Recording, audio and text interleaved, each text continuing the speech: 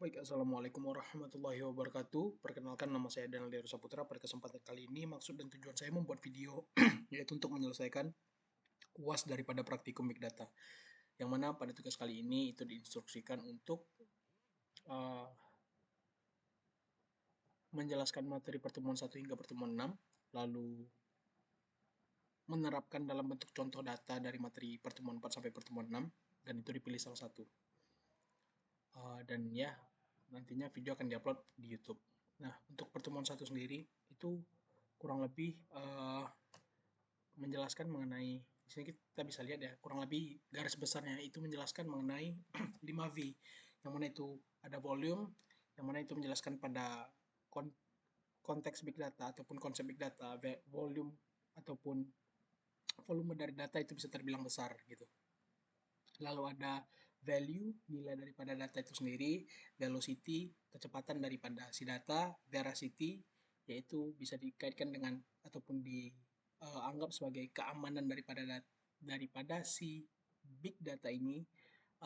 Tadi udah volume, value, velocity, veracity, sama yang terakhir itu variety, yang mana bentuk daripada data-datanya itu ada beragam atau bervarian, yang mana ada structured data, unstructured, dan juga semi-structured gitu. Lalu pada modul 2, pertama itu ya cuma mengenai instalasi Spark.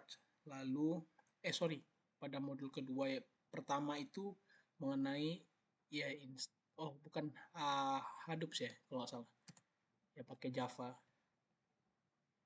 Oh, ada FS ya. Lalu modul 2 lanjutan ini cuma membahas perihal data lake sama data warehouse, perbedaannya. Nah, di sini kita bisa lihat bahwasannya data warehouse itu dirancang untuk menyimpan data yang sudah bersih, terstruktur, dan juga siap untuk pelaporan. Sementara data lake itu repositori yang menyimpan kumpulan data ukurannya masif gitu, besar. Itulah perbedaan kurang lebih antara data lake dengan data warehouse. Lalu di modul 3 ini kurang lebih wrangling, yang mana wranglingnya itu kurang lebih menjelaskan secara garis besar antara ada yang namanya function transformation sama antara transformation sama actions, yang mana transformation ataupun transformasi itu butuh action sebelum bisa si transformasi ini bekerja. Jadi istilahnya action lebih dulu baru si transformasi. Jadi istilahnya action di sini sebagai pemicu, baru kalau mau dipakai si transformasi tadi tetap butuh daripada si action gitu. Istilahnya transformasi ini transformasi itu dependent terhadap action, sementara si action ini ya independent gitu. Lalu yang keempat itu mengenai modul 4 itu, ini sekilas mengenai join ya, penggunaan fungsi join, agregasi, terus sama window pakai jendela gitu loh kurang lebih.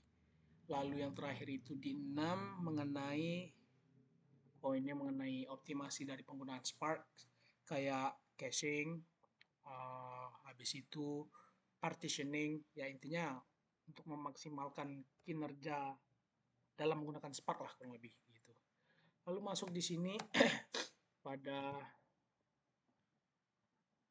pada implementasi ya, pada implementasi daripada uh, materi yang sudah diberikan ataupun modul yang sudah diberikan, yang mana di sini saya menggunakan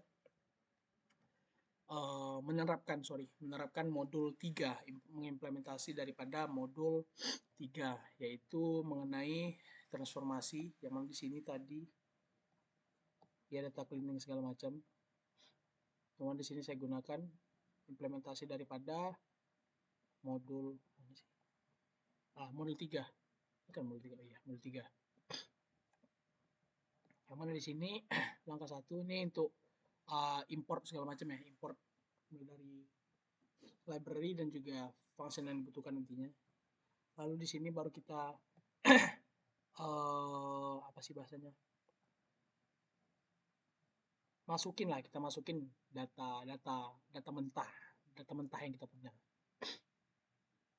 Ini kayak di sini kan masih ada apa sih? ID agentnya masih kosong, terus di sini waktu juga masih kosong. Nah, di sini baru standarisasi teks sama parsing timestamp multi format. Jadi kita standarisasi dulu nih. si apa namanya, si uh, kan agent ID tadi di sini kosong nih. Nah, kita standarisasi. Jadi di sini ketika kolomnya itu si agent ID itu nol, terus kita kita apa ya, kita terap, bukan kita terapkan, apa sih bahasanya, kita juluki lah, istilah kurang lebih kita juluki bahwasanya dia belum ditetapkan gitu. Tapi kalau udah ya udah, dia agent ID gitu. Lalu di sini untuk si timestampnya, kalau is null itu sini non. Nah di sini baru kita konten si timestampnya gitu kurang lebih. Tapi kalau udah ya tetap timestamp raw. Nah di sini masih nol kan, masih. Nah di sini udah di standarisasi nih. Di sini udah unassigned, di sini udah 0000. Nah, baru nih di sini kita ekstraksi si regex, imputasi dan juga kolom kalkulasi. Nah, di sini si agent ID-nya masih nih, masih kita kelihatan nih bahwasanya si agent ID itu masih unassigned ya, daripada si row ketiga yang nol tadi.